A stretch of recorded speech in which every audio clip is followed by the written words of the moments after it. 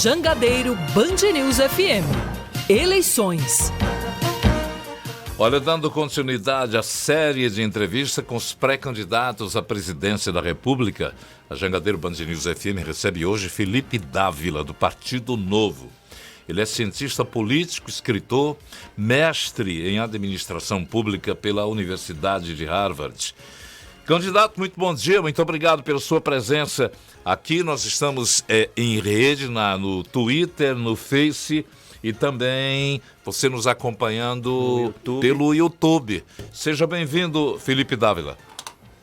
Muito obrigado, Nonato. Bom dia, Yuri. É um grande prazer conversar com vocês aqui da Jangadeiro Band News FM.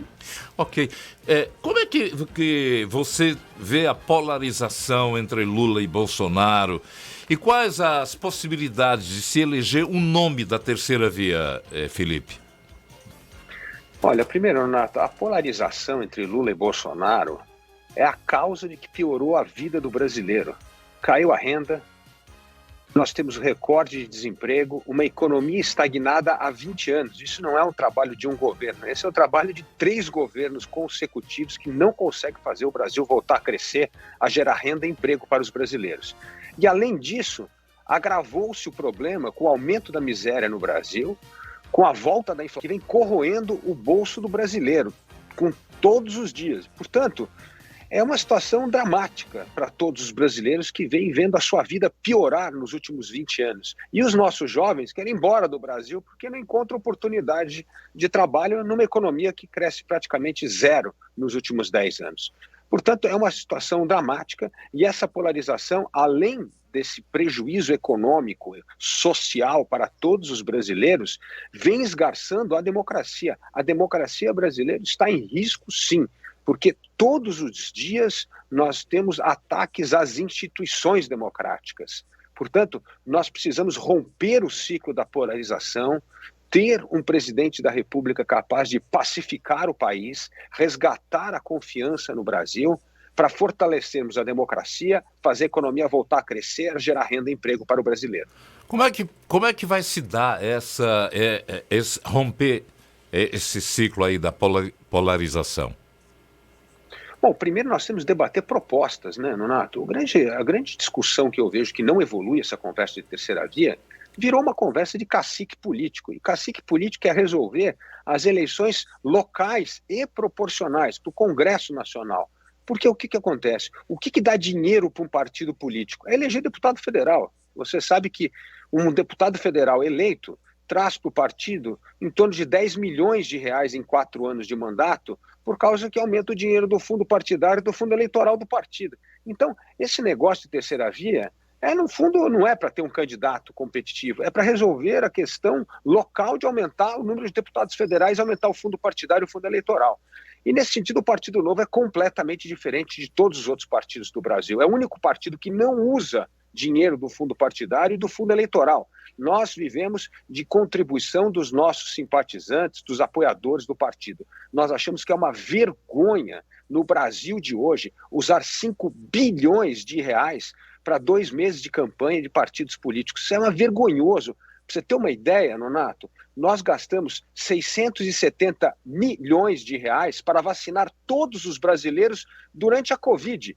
E nós vamos gastar 5 bilhões em 2 meses de campanha. Isso é uma agressão aos brasileiros que estão passando fome, a renda cai e o brasileiro não vê a economia voltar a crescer. Existem outras prioridades do que financiar a campanha política. Portanto, essa conversa de terceira via, ao meu ver, não vai para frente porque se tornou uma conversa de cacique para resolver disputas locais e, evidentemente, para aumentar as bancadas federais para que isso possa trazer mais dinheiro público para os partidos políticos. Olha, as candidaturas de direita, pelo que a gente pôde observar ontem, na França, estão fracassando em disputas. Nós podemos considerar o governo Bolsonaro de direita ou liberal? Nenhum dos dois. Nós temos que tratar o governo Bolsonaro como um governo antiliberal, um governo contra os princípios liberais, contra, inclusive, a defesa da democracia. Tudo que o governo Bolsonaro faz é para tentar enfraquecer a democracia, não para fortalecer a democracia. Então, hoje no mundo não é direita e esquerda, é quem é que defende a democracia e quem defende governos antiliberais. O governo Bolsonaro é um governo antiliberal, sim, Portanto, não tem nada a ver com governo liberal ou não liberal. Aliás, no fundo é isso. Aliás, o Macron é um candidato da direita, não é um candidato da esquerda. Aliás, a esquerda foi massacrada na eleição na França. Deixa eu fazer uma pergunta agora com relação exatamente. O senhor teme que o resultado do pleito possa significar uma crise institucional no país, agora que estão o Exército falando, o STF também comentando. Qual é a sua expectativa do pleito de outubro? Bom, eu espero que o pleito de outubro no Brasil siga o exemplo da França, que nós conseguimos romper a polarização dos dois populistas de direita e de esquerda, Lula e Bolsonaro, que nós conseguimos eleger um presidente comprometido com o restabelecimento da democracia, a retomada do crescimento econômico, da geração de investimento, de renda e de emprego.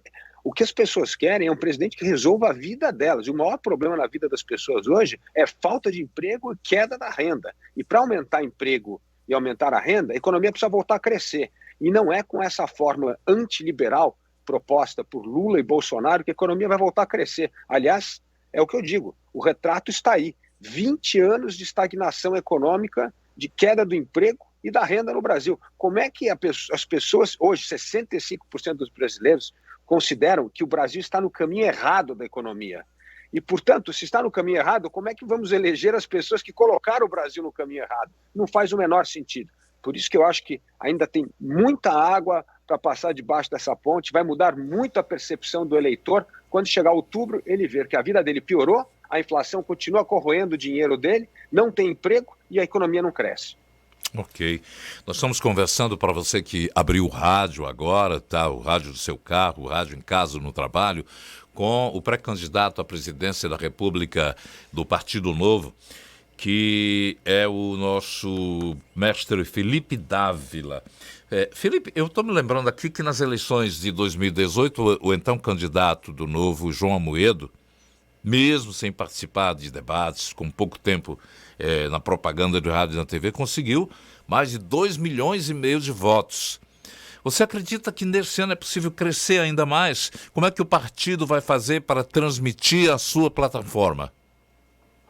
Sim, nós vamos crescer por duas razões. Primeiro, que dessa vez nós temos 8 deputados federais, um governador de estado, e isso muda muito o partido. Nós vamos participar dos debates eleitorais, né? Nós estaremos nos debates eleitorais, e nós temos, ao invés de um candidato só a governo do estado, como nós tivemos, que é o nosso candidato de Minas Gerais, Romeu Zema, que vai disputar a reeleição, aliás, com 77% de aprovação, o governador com maior aprovação no Brasil é do Partido Novo, nós teremos mais 7 candidatos a governos estaduais. Portanto, o partido está muito mais robusto nessa eleição, e isso vai permitir com que nós tenhamos uma plataforma maior para divulgar as nossas propostas da retomada da renda, do investimento e do emprego no Brasil. Fazer uma avaliação aqui de futuro próximo. Caso, por exemplo, a terceira via não consiga realmente furar esse bloqueio, e o que significaria Lula na presidência e também Bolsonaro, na sua opinião? Bom, 2 desastres para o Brasil, né? Lula é o autor do maior escândalo de corrupção, da imoralidade na política brasileira, o sujeito que tem origem ao escândalo da Lava Jato, do aparelhamento do Estado, da utilização de recursos públicos para criar os tais dos campeões nacionais que só perderam dinheiro dos brasileiros, né? Aí pega aí Abreu e Lima, Passadena, é um escândalo atrás do outro com uma péssima utilização do dinheiro público. Transformamos um superávit primário em déficit primário, e a presidente Dilma, então, foi um desastre total. Ela é a responsável por essa recessão econômica no Brasil, ela é a responsável pelo recorde de desemprego no Brasil de 13 milhões de desempregados. Ela deixou isso de herança para Bolsonaro. E Bolsonaro, que disse que ia seguir uma agenda liberal, privatizar a economia, abrir a economia, aumentar a concorrência, não fez absolutamente nada disso. Não privatizou uma única empresa, pelo contrário, criou mais 2 estatais, não fez a economia voltar a crescer, e não adianta culpar a pandemia não, porque todos os países passaram pela pandemia. Aliás, comentávamos há pouco aqui da França, acabou de ter eleição na França você tem recorde de emprego e crescimento econômico mais acelerado no país desde 1969. Portanto, os países saíram da pandemia e voltaram a crescer, gerar renda e emprego. Só a gente que está para trás. Por quê? Porque esse populismo econômico, esse populismo político vem apenas aumentando o sofrimento do brasileiro que não consegue encontrar emprego, não consegue ter uma atividade econômica para aumentar a sua renda. Por quê? Porque a economia está parada, estagnada há mais de 20 anos. E os dois candidatos não sabem como fazer o Brasil voltar a crescer, porque os dois são responsáveis por essa economia que não anda. E aí, além de tudo, temos uma ameaça às instituições democráticas, porque o populismo de direita e de esquerda, a função é enfraquecer as instituições democráticas para aumentar o personalismo do poder do presidente da República. A governança no Brasil também tem um problema. Governar no Brasil é preciso negociar com o Congresso. E a gente sabe que candidatos que anunciaram que, olha, eu não negocio com o Centrão, estou dando aqui o exemplo, e de repente se salvam através do chamado, do apelo, do apoio do Centrão. Como é que você vai fazer isso? Como é que você vai conviver com um Congresso que Aliás, o Congresso sempre muda, né? Dependendo da cara, ele está sempre mudando, ou não? Olha, Nonato, o Congresso muda, mas o que faz o Congresso aprovar as reformas modernizadoras do Estado ou não é um presidente da República que claramente determina as suas prioridades e luta por elas. Segunda coisa que faz o Congresso votar as reformas que o Brasil precisa é a mobilização da opinião pública. Porque este mesmo Congresso, como nós dissemos aqui, dominados pelo Centrão, é o Congresso que acabou de aprovar também o marco do saneamento básico, uma medida muito importante para aumentar a parceria público-privada, a concessão, para resolver uma vergonhosa herança que essas estatais incompetentes mantêm no Brasil hoje. 100 milhões de brasileiros sem esgoto tratado. 35 milhões de brasileiros sem água tratada. Isso que é monopólio do Estado num setor que não consegue aumentar a concorrência, a oferta para o cidadão brasileiro. Portanto, muito importante esse marco do saneamento, o novo marco das startups, para os jovens poderem criar suas startups e não irem embora do Brasil, o novo marco das ferrovias, isso vai ajudar bastante a escoar as nossas safras agrícolas por um menor custo. Então o governo aprovou medidas importantes. Esse mesmo governo com esse Congresso corporativista. Aprovamos a reforma da Previdência no início do governo, uma vitória muito importante. Ou seja, o governo, quando está disposto a comprar as boas brigas políticas, tem pautas claras e é capaz de mobilizar a opinião pública, o corporativismo não resiste. O povo, quando o povo acha que aquilo vai mudar a vida deles, eles votam a favor porque eles sabem que aquilo vai dar voto e não tirar voto. Então, nós precisamos ter um presidente com uma agenda clara de país, um programa de país muito claro. É assim que o Congresso vai ser disciplinado nas suas ambições para servir ao país e não ao corporativismo. E a segunda coisa, Nonato, que é muito importante, é a nossa defesa da descentralização do poder. Devolver poder e verba para os estados e municípios. O Brasil tem inúmeras realidades muito distintas e nada melhor do que dar mais poder para os estados e municípios para resolver os seus problemas locais de acordo com o contexto local. Portanto, descentralizar o poder de Brasília, ter um presidente com uma pauta clara de prioridades e ser capaz de mobilizar a opinião pública em torno dessa agenda modernizadora do país. Estou acompanhando aqui uma síntese do seu programa de governo. Promover uma abertura econômica unilateral, reduzindo níveis de proteção tarifária, fortalecer a agenda internacional de negociações comerciais centrada em metas de sustentabilidade, abandonando com isso o viés protecionista que marca a inserção do país no mercado global. Encerrar programas de incentivo econômico baseados em exigências corporativas. Explica melhor para o ouvinte, o internauta, o que vem a ser tudo isso. Olha, para o ouvinte é muito simples. Como é que nós melhoramos a qualidade do serviço e diminui preço? Aumentando a concorrência. Sempre foi assim. Quando você vai comprar uma calça, ou você vai comprar um telefone, o que você faz? Você vai em 2 ou 3 lojas, ou você pesquisa na internet o preço do produto que você quer comprar em 2 ou 3 lojas e tenta encontrar a melhor oferta pelo melhor preço do melhor produto. É isso, é simples. Na vida da gente, as coisas melhoram quanto mais competição e concorrência tem em mercado. É isso que melhora a vida do cidadão. E nós temos de quebrar esses monopólios que, na verdade, diminuem as ofertas para o brasileiro. Eu vou dar um exemplo aqui. Você se lembra, Nonato, quando, nos anos 90, quando a telecomunicações era monopólio do Estado? Você se lembra como é que era? Linha telefônica era tão cara que a gente declarava no imposto de renda. Então tinha lá linha telefônica, terreno, casa. Aí o que acontece? Privatizou o sistema, aumentou a concorrência, aumentou a oferta de produto. Hoje qualquer brasileiro tem acesso a uma linha de telefone. Por quê? Porque aumentou a concorrência. Olha o que eu acabei de citar do saneamento básico aqui. Oligopólio das estatais, cabide de emprego para político, não funciona. E é isso, 100 milhões de brasileiros sem esgoto tratado. Agora aprovou um novo marco do saneamento. Finalmente vamos ter mais competição, mais concorrência. O que vai acontecer? Em 10 anos tem um plano para universalizar o acesso a esgoto tratado e água tratada para todos os brasileiros. Então, assim, nada melhor para a vida do consumidor do que mais concorrência e mais competição. É assim que faz preço cair, é assim que melhora a qualidade do serviço público. E no Estado não é diferente. Não é criando um monopólio do Estado que nós vamos melhorar a qualidade do serviço. Aliás, veja só agora, monopólio do petróleo. Qual é o problema? Vê como é que está o botijão de gás lá, R$110 o botijão de gás. Veja o preço da gasolina na bomba, recorde de preço de caro. Por quê? Porque, de novo, não tem competição. Precisa ter competição. A única coisa que faz preço cair é concorrência. Estou vendo aqui também que você tem uma pauta de elevar as penas para crimes contra a administração pública com a criminalização da prática de Caixa 2, a adoção de perda ampliada de bens para réus condenados em casos de organização de crime organizado e de corrupção. Eu acho bem interessante essa pauta. Detalhe mais. No Brasil, nós temos que combater a impunidade. Veja só, uma pessoa comete crime reincidente e depois consegue ser perdoada e sai. Isso mostra para a sociedade a impunidade. Então nós precisamos ter penas mais duras, ainda mais com a má utilização do dinheiro do pagador de imposto. Nonato, nós trabalhamos de janeiro a maio só para pagar imposto para o governo.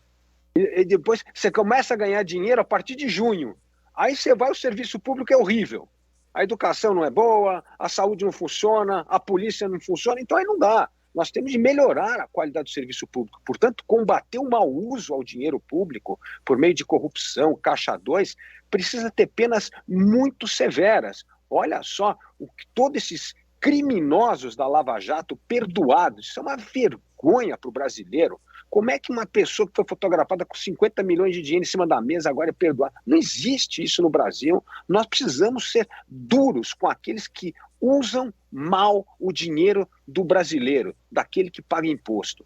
Então é isso mesmo, vamos aumentar a pena em cima de criminosos, tanto que assaltam os cofres públicos, como de crimes reincidentes que colocam a população em risco. Então, professor, aqui a Eugênia Canto, que está fazendo quer saber de você, na pauta de educação, você pretende introduzir mecanismos mais eficientes de controle, transparência na gestão de recursos, incluir escolas autônomas de ensino fundamental e médio no cálculo de distribuição do Fundeb. Que projetos você tem que possam realmente dar um viés diferente na questão de educação, que é muito importante? É verdade, Nonato. E aí nós precisamos olhar de novo para os estados e municípios. Os exemplos de sucesso na educação do Brasil estão nos estados e municípios. Eu vou dar aqui 2. Primeiro, o melhor exemplo do Brasil para programas de alfabetização é o Ceará. Está aí um projeto que funciona há muito tempo, vários governos, com utilização parcial do ICMS para aqueles estados e para aqueles municípios que conseguem atingir os níveis de alfabetização, com assistência técnica, principalmente para os municípios mais pobres, para poder melhorar o nível de alfabetização das suas crianças. Hoje o programa do Ceará já é utilizado em 13 estados brasileiros e, a meu ver, deveria ser utilizado por 27 estados brasileiros. Nós precisamos alfabetizar plenamente as nossas crianças no Fundamental 1 até os 8 anos de idade. E essa pandemia, como você sabe, foi um desastre. Hoje, 40% das crianças entre 6 e 7 anos não estão devidamente alfabetizadas porque o Brasil foi recordista de dias sem aulas. 200 dias sem aula, uma vergonha. Isso é o corporativismo da educação. Não tem nada a ver como é o programa do Ceará, que é colocar o estudante na frente, saber qual é o grau de aprendizado do estudante e não ficar atendendo o corporativismo público. Então, exemplo importante do Ceará para o resto do Brasil. Temos um programa fantástico da primeira infância, o Compass, em Pernambuco, que atende a primeira infância. Ali tem cursos, tem cultura, esporte, tudo que aumenta o estímulo das crianças nessa fase crucial do 0 aos 5 anos. Então, é muito importante, um programa de grande êxito que precisa ser seguido para o resto do Brasil, estimulado em Pernambuco, né? Nós vemos coisas interessantes. O melhor capital brasileiro em educação hoje é Teresina. Por quê? Porque tem continuidade de boas políticas públicas, não importa o governo que venha. E isso é fazer política pensando na população. Não importa se um governo do adversário de outro partido começou uma política. Se é boa aquela política, nós precisamos dar continuidade a essa política pública, porque é assim que nós vamos resolver o problema. E, finalmente, no ensino médio, aumentar os cursos profissionalizantes. Temos ótimos exemplos. Olha o Trilhas de Futuro em Minas Gerais, um programa feito em parceria com a iniciativa privada para capacitar os jovens para os empregos necessários que a sociedade e o mercado demandam. Então, assim, nós temos de reunir esses bons exemplos da educação espalhados pelo Brasil inteiro e fazer com que mais estados e municípios adotem essas políticas públicas para podermos melhorar a educação brasileira, principalmente a educação pública. Felipe, eu tenho 1 minuto para você fechar essa conversa e eu tenho um assunto aqui interessante. Como é que vai funcionar o Sistema Único de Segurança Pública no seu governo?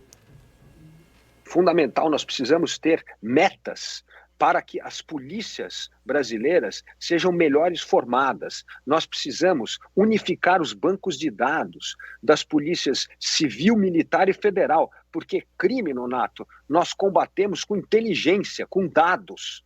Cada vez que você escuta a sirene de uma polícia na rua, já aconteceu o crime. Nós precisamos antecipar. E, portanto, essa unificação do sistema de dados, ela é fundamental para reduzir o crime. E, segundo, a formação de bons policiais. No Brasil, nós temos disparidades gigantescas entre as polícias que funcionam e aquelas que não funcionam. Portanto, o governo federal tem que dar as metas e as condições, mas a implementação da política pública tem que ser cada vez mais dada autonomia e poder para os estados e municípios. Mais uma perguntinha, agora o tempo sou eu que estou cedendo a você. No segundo turno você vai votar em quem? Não voto, eu não voto no mal menor. Aliás, a gente tem que pensar nisso.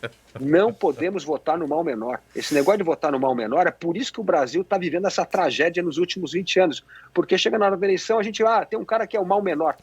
O problema é quando você escolhe o mal menor, é que você rapidamente esqueceu que você escolheu o mal.